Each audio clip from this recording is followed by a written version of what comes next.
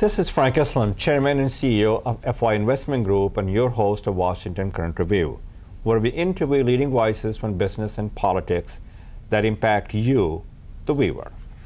Today our guest is Aarathi Haig, a staff attorney with the Asian American Justice Center.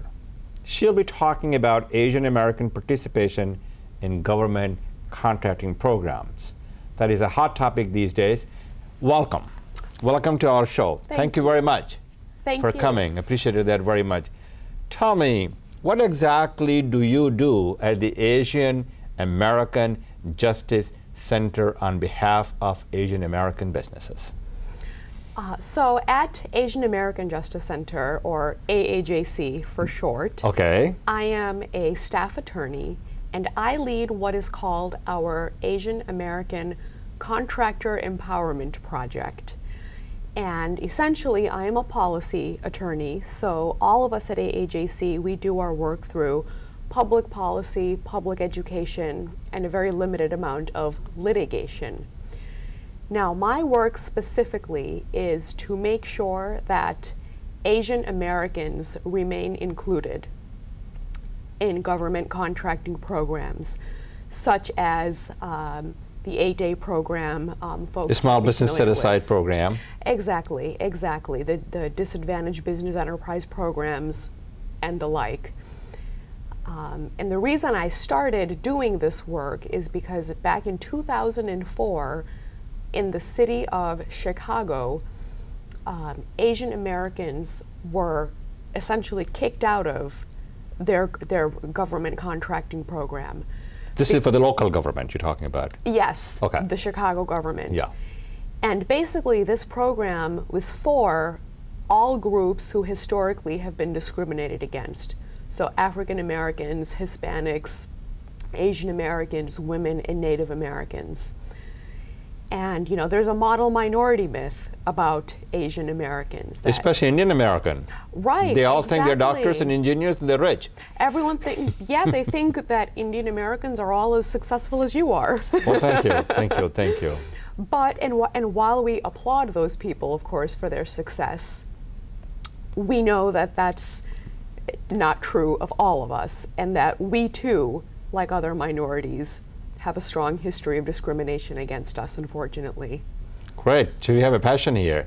I do. What are the biggest challenges facing Asian American who want to do business with the government? I work for the government. As a matter of fact, my company, when I sold it 2 years ago, we were the IT government contracting business. I'd like to get your view, if you care to comment. What exactly the challenge that the Asian American face in the government contracting business? Well, there's a number of challenges. I mean, one, first of all, is we are constantly fighting to even remain included in the programs. Another challenge, which I'm sure as a government contractor yourself, you're very familiar with, is just the mountains of paperwork and red tape that's involved to even get started. So for smaller businesses in particular, when they're trying to wade through those waters, it is a very, very difficult process, but one that if they do stick with it and finish that process, it definitely reaps its awards, because it's the government is, you know, the biggest customer there is. So do you think that the Congress and the general public understand the challenges that the Asian Americans entrepreneurs face? You know, unfortunately, I don't think they do. I don't think so either. Is it because both of us share a common history, common heritage, and common rituals?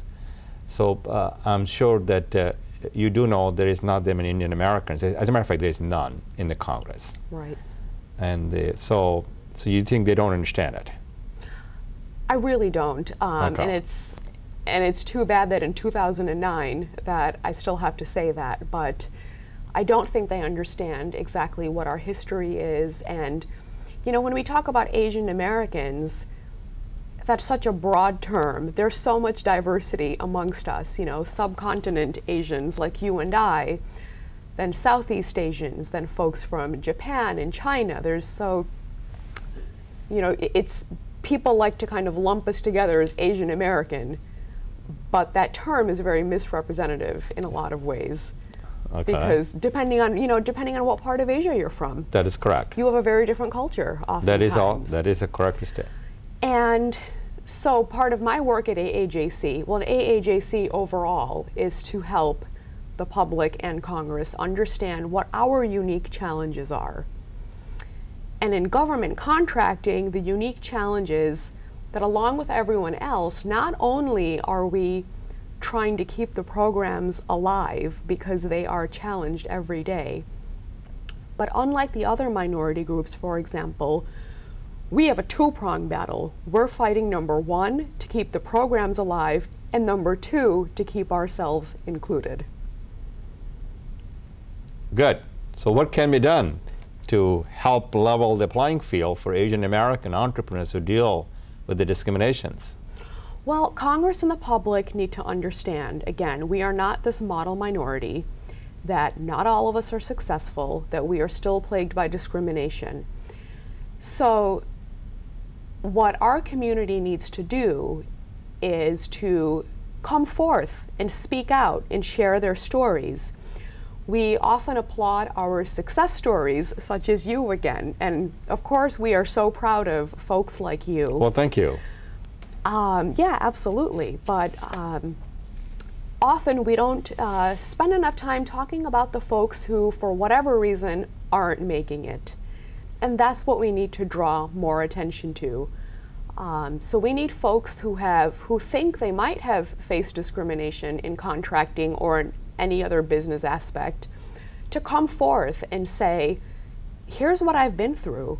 And because it's amazing, Frank, I've seen from interviewing these folks, soon as one or two start speaking up, folks come out of the woodwork like you wouldn't believe. And that's what we need, is a collective Asian American voice that says, yes, we're successful, but not all of us are. Great.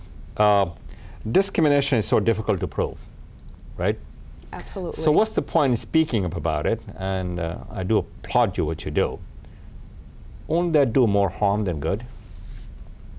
You know, a lot of folks think that it will. They say, well, if I talk about discrimination, I'm complaining, I'm whining, I'm asking for special treatment. That's not what we're talking about here, Correct. though. We're not talking about special treatment. We're talking about equality. Good. We just simply want to be given the same opportunities that others already have. And yes, discrimination without a doubt is a difficult thing to prove. But when we're talking about it in this context, we're not worried about lawsuit type of proof that you would need in court. We're talking about personal stories that you have to share. So for example, if I may, Sure. there's a contractor in Minnesota. Minnesota. This is the city of Minnesota, and they work for the government. State of Minnesota. State of Minnesota. Yes, and he was working with the Department of Transportation, Okay. so which is federal. He was a part of their Disadvantaged Business Enterprise program. Now, even in 2009, people would say things to him like, you know, we don't want to eat lunch with you. Your Korean food stinks. We can't understand your accent. Are you sure you're a US citizen? So those are the kinds of stories, That's unfortunately. demeaning. It's extremely demeaning.